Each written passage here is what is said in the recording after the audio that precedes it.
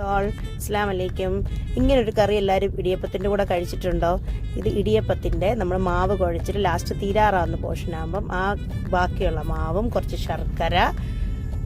ശർക്കര എല്ലാം കൂടെ നല്ലപോലെ ഞെരടി അതിനുശേഷം കുറച്ച് തേങ്ങാപ്പാൽ ഒഴിച്ച് അത് നമ്മൾ നല്ലപോലെ ഒന്ന് കൈ കൊണ്ട് മിക്സ് ചെയ്തിട്ട് അത് ഇടിയപ്പത്തിന് മിച്ചം വരുന്ന ആ ഇതിലാകട്ടെ ഇതെല്ലാം ഉണ്ടാക്കുന്നത് ആ പൊടിയുടെ ബാക്കി പൊടി കൊണ്ട് മാവും കൊണ്ട് അത് കഴിഞ്ഞതെല്ലാം കൂടെ നല്ലപോലെ കുഴച്ച് നമ്മൾ നല്ലപോലെ കൈകൊണ്ട് മിക്സ് ചെയ്ത് അടുപ്പി വെക്കും. അടുപ്പി വെച്ചിട്ട് നല്ലപോലെ നമ്മളത് കുറുക്കും. തവിയിട്ട് ഇളക്കി നല്ലപോലെ കുറുക്കും. ഇതെൻ്റെ അമ്മയുടെ സ്പെഷ്യലാകട്ടോ.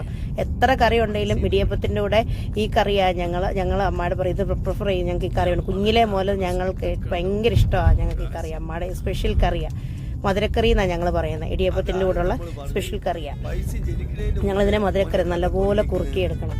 നല്ലപോലെ അത് ഇളക്കി കുറുക്കി കുറച്ച് ഉപ്പ് ആവശ്യത്തിന് ഇടാം. അമ്മ അത് ഇട്ടെന്ന് തോന്നും ആദ്യമേ.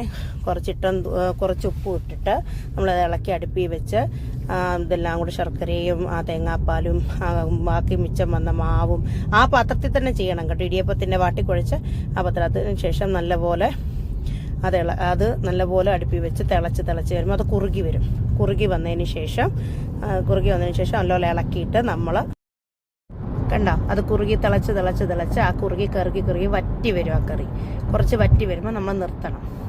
കുറച്ചൊക്കെ തിളച്ച് വറ്റിക്കറി ഞങ്ങളുടെ ഫേവറേറ്റ് ആയിട്ടോ ഈ കറി. ഞാൻ ഇതുവരെ ഇത് ഉണ്ടാക്കിയിട്ടില്ല. അമ്മ അതിൻ്റെ റെസിപ്പി എനിക്ക് ഇട്ട് തന്നപ്പോൾ ഞാൻ നിങ്ങൾക്ക് ഷെയർ ചെയ്യാമെന്നും പറഞ്ഞ് എല്ലാവരും കണ്ടോ അവിക്കുട്ടൻ്റെ എക്സ്പ്രഷൻ കണ്ടോ അത് കഴിക്കുമ്പോൾ. നല്ല ടേസ്റ്റ് ഇടിയപ്പത്തിൻ്റെ ഈ കറി എല്ലാവരും ഒന്ന് ട്രൈ ചെയ്ത് നോക്കണം കേട്ടോ. അടിപൊളി റെസിപ്പിയാണ്. Okay bye.